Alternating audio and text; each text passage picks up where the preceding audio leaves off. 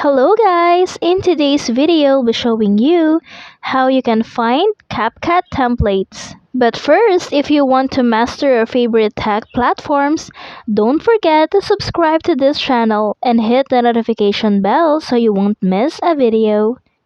So now to start, go to your favorite web browser and then search for Capcut templates. Now just tap on CapcutTemplates.com.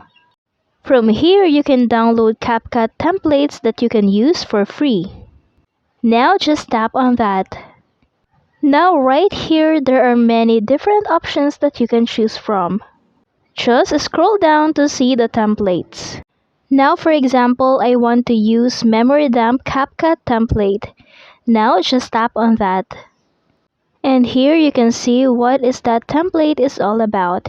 Now just tap on Use Template on Capcut. Just tap on that.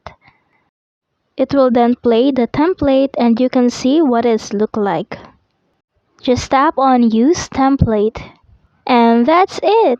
If you have questions or suggestions regarding this video, don't forget to leave a comment on the comment section. Thank you for watching. Don't forget to like and subscribe.